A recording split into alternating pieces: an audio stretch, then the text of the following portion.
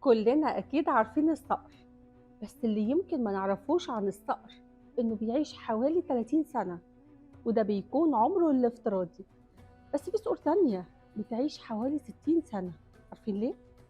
لأن الصقر اللي بيعيش 30 سنة ده لما ريشه بيطول ومنقاره بيكبر وحوافره بتعيق حركته وتخليه تقيل، بيستسلم للموت بكل سهولة.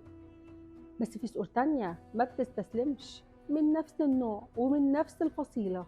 أول ما بيكملوا 30 سنة ومنقارها بيطول وريشها بيتقل وزنها، بيقوم يختار عيش بعيد جدا ويجيب كميات كبيرة قوي من الأكل ويبدأ يخزنها في العش ده، وبعدين يبدأ بمنقاره ينتف ريشه ويقصقصه وكأنه لسه مولود من جديد، ويفضل يكسر في حوافر رجليه الطويلة اللي بقت بتعيق حركته.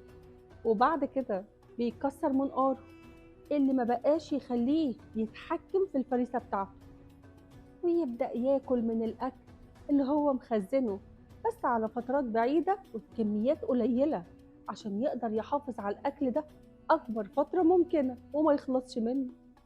يعمل كده لحد ما يستعيد قوته من تاني ويبدأ ريشه يطول ويتجدد، عشان يقدر يساعده على الطيران بكل سهولة من جديد، ووزن أخف، ومنقاره يكبر بشكل بس متوازن، وحوافر رجليه تطلع بشكل كويس ومتناسق. ومن هنا يرجع الصقر من تاني يعيش وكأنه لسه شباب، ويطير من جديد ويصطاد زي ما هو عايز، وما يوقفوش أي حاجة في الدنيا. اللي عايز أقوله لك من قصة الصقر، اتعلم خليك زي الصقر مهما الدنيا جت عليك. اركن عادي جدا، خد وقتك واستريح، بس ده مش عشان تموت ولا تسلم نمر، لا لا لا، ده عشان تقعد وتفكر وتعيد حساباتك وتستعيد قوتك وتوازنك. وطبيعي الدنيا تضغط عليك والضيق يتمكن منك، عشان كده لازم تعمل زي الصقر، عيد حساباتك واجمد وعافر وكمل، لان انت مالكش اي امل في الدنيا دي ابدا بعد ربنا غيرك انت وبس.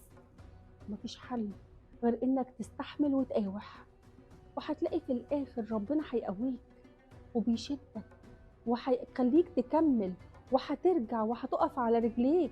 مش عيب ابدا انك تقع، لكن العيب انك تستسلم وتفضل مرمي على الارض. اعتبرها رسالة جاية تقولك فوق لنفسك وتعلم، التفت لحياتك، طهر روحك، اجمد يلا وقوم، قصقص الزيادات اللي معجزاك وانت لسه في عز شبابك.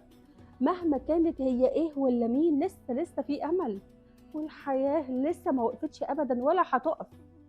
لعل وعسى اللي انت فاكره نهاية يكون بداية لحياة جديدة، مليانة خير كبير قوي قوي ليك، بداية جديدة لحاجة انت ما كنتش تتخيلها ابدا.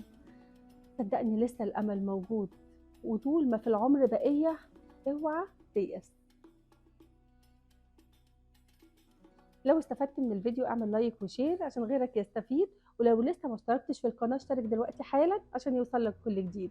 بحبكم في الله، هداية محمود.